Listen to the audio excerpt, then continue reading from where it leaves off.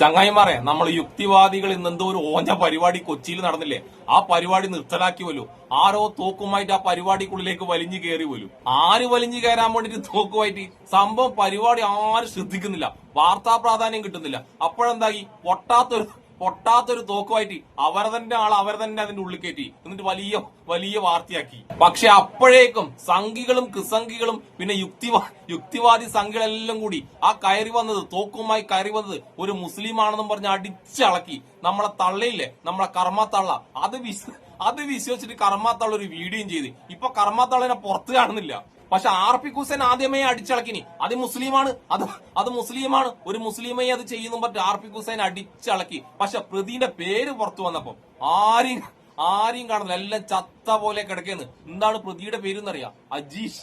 വെറും അജീഷ് ഏട്ടാ, മുഹമ്മദ് അജീഷ് അല്ല, വെറും അജീഷ്. സംഭവം ആളൊരു ഹിന്ദുവാണ്.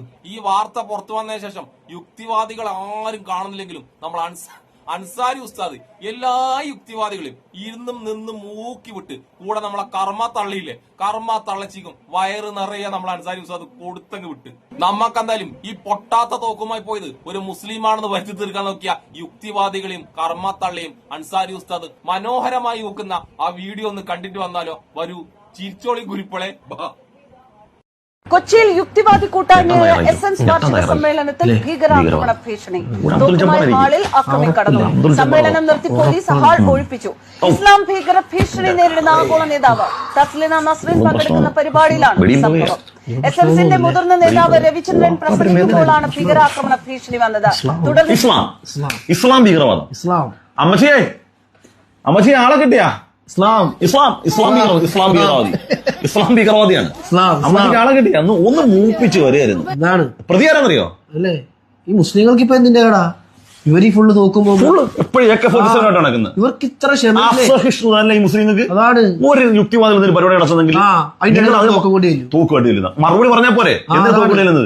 ഇസ്ലാം ഭീകരവാദി. ഇസ്ലാമികൾ പ്രതികാരറിയോ? എനിക്കറിയാം. അജീഷ് ജബ്ബാറല്ലെന്ന്, അജീഷ് എന്നല്ല, അനീസ് എന്നാണ്. അജീഷ് CPM നേതാവാണ്, ഒരു കൊലക്കേസിലെ പ്രതിയാണ്. ഒരു മുസ്ലിമും അല്ല, അവിടെ ആരിഫ് ഹുസൈൻ അടക്കം പോസ്റ്റ് ഇട്ടിട്ട് ആകെ നാറിയില്ലേ? ഇസ്ലാം ഭീകരവാദിയാണ്. ഇസ്ലാം ഒരു വിഷയം തന്നെയാണ്. ഇസ്ലാം ചേച്ചി ഒന്ന് മൂപ്പിച്ച് വന്ന അവസാനം ദേ കിടക്കുന്നത്. ഒരു കാര്യം സമൂഹത്തോട് പറയാനുള്ളൂ, ടെക്നോളജി ഉണ്ടോ? ടെക്നോളജി ഉണ്ടോ നിങ്ങളുടെ കയ്യിൽ? ടെക്നോളജി ഉണ്ടോ നിങ്ങളുടെ കയ്യിൽ? ടെക്നോളജി ഉണ്ടോ നിങ്ങളുടെ കയ്യിൽ?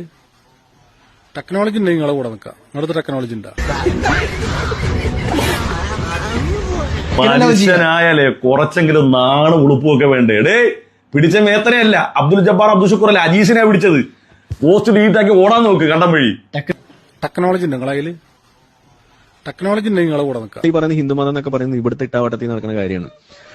അതായത് ഒരു അഖണ്ഡ ഭാരതം എന്ന് പറയുന്നതിന് അപ്പുറത്തേക്ക് ഈ സാധനത്തിന് ഒരു റോളും ഇല്ല.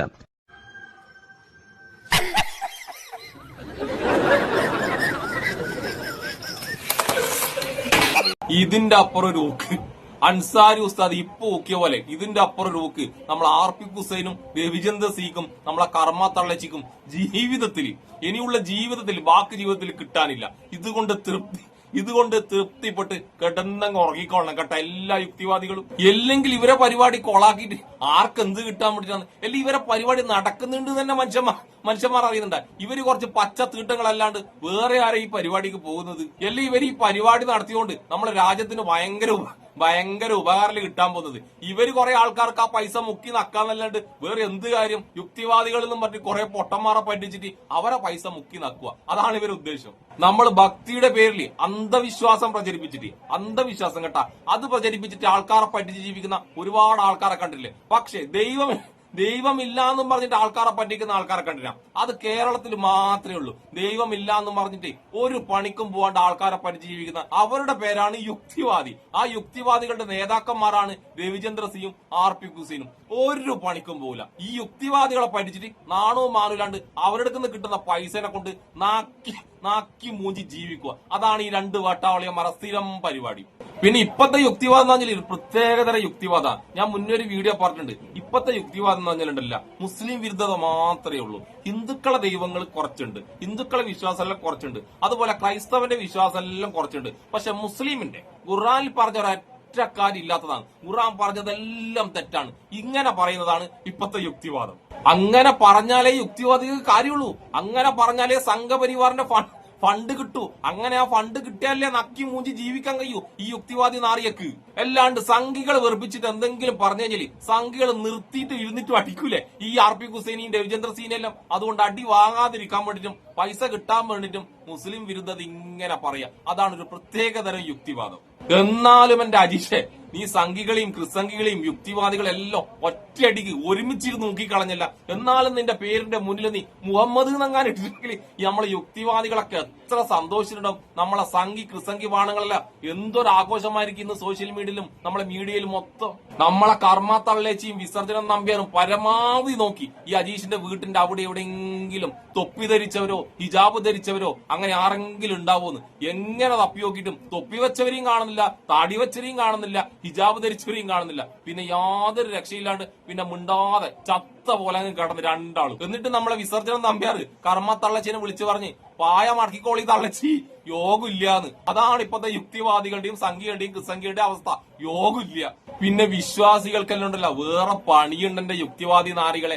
അവർക്കുണ്ടല്ലോ ജോലിക്ക് പോകണം. ജോലിക്ക് പോയി അവരുടെ കാര്യങ്ങളെല്ലാം ചെയ്ത് അതിനിടക്കാണ് അവരുടെ ദൈവവിശ്വാസം കൊണ്ടു നടക്കുന്നത്. അവർ ദൈവത്തെ പ്രാർത്ഥിക്കുന്നത്, അവർ ദൈവത്തെ വിശ്വസിക്കുന്നത്. അല്ലാണ്ട് നിങ്ങളെപ്പോലെ ഒരു പണിക്കും പോകാണ്ട് ഏതെങ്കിലും കുറെ പൊട്ടന്മാരെ പഠിച്ചിട്ട് അവരുടെ പൈസയും കൂടി നക്കിമൂഞ്ചി ജീവിക്കലല്ല വിശ്വാസികളുടെ ജോലി. വിശ്വാസികൾ ജോലി ചെയ്ത് നല്ലോണം അധ്വാനിച്ച് ജീവിക്കുന്നവരാണ്. നിന്നെപ്പോലത്തെ കുറെ നാറികള് യുക്തിവാദവും മറ്റ് ആൾക്കാരെ പഠിച്ച് ജീവിക്കുന്നു. അതുകൊണ്ട് RP ഹുസൈനോടും രവിചന്ദ്ര സീനോടും നമ്മളെ വിസർജന നമ്പ്യാരോടും കർമ്മ തള്ളച്ചിയോടും എനക്കൊന്നേ പറയാനുള്ളൂ, യോഗമില്ല അമ്മണിയെ പായി മടക്കിക്കോളീന്ന്. അപ്പൊ ഇഷ്ടപ്പെടുന്ന എല്ലാവർക്കും എന്റെ അൻസാരി ഉസ്താദിനും എന്റെ ഒരു നല്ല സുലാൻ.